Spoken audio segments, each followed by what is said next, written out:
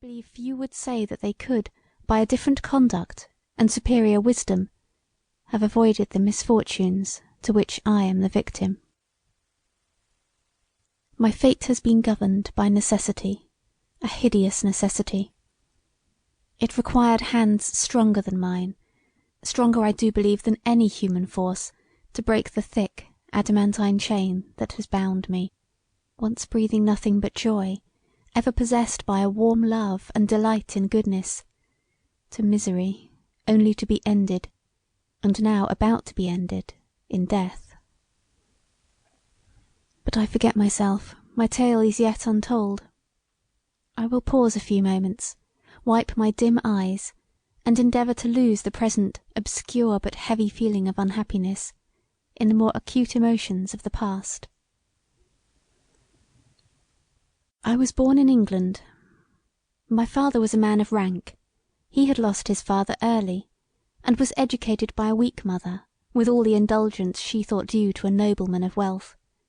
He was sent to Eton, and afterwards to college, and allowed from childhood the free use of large sums of money, thus enjoying from his earliest youth the independence which a boy with these advantages always acquires at a public school. Under the influence of these circumstances, his passions found a deep soil, wherein they might strike their roots and flourish either as flowers or weeds, as was their nature. By being always allowed to act for himself, his character became strongly and early marked, and exhibited a various surface on which a quick-sighted observer might see the seeds of virtues and of misfortunes.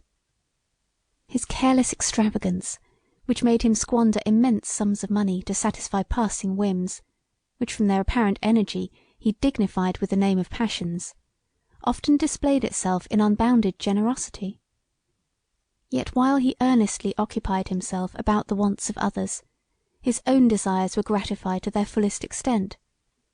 He gave his money, but none of his own wishes was sacrificed to his gifts.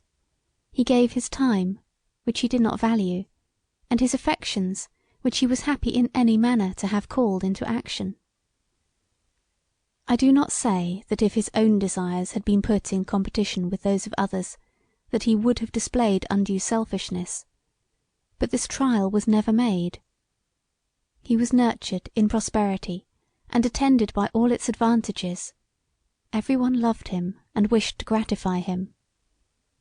He was ever employed in promoting the pleasures of his companions, but their pleasures were his, and if he bestowed more attention upon the feelings of others than is usual with schoolboys, it was because his social temper could never enjoy itself if every brow was not as free from care as his own. While at school, emulation and his own natural abilities made him hold a conspicuous rank in the forms among his equals. At college he discarded books. He believed that he had other lessons to learn than those which they could teach him. He was now to enter into life, and he was still young enough to consider study as a schoolboy shackle, employed merely to keep the unruly out of mischief, but as having no real connection with life, whose wisdom of riding, gaming, etc., he considered with far deeper interest.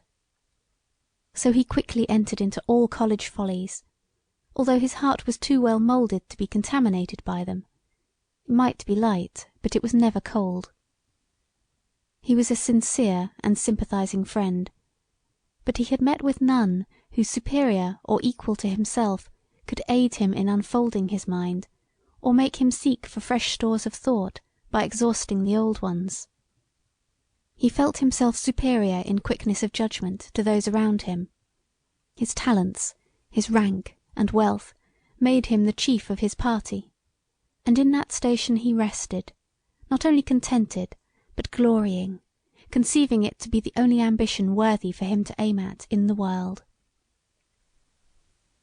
By a strange narrowness of ideas, he viewed all the world in connection only as it was or was not related to his little society.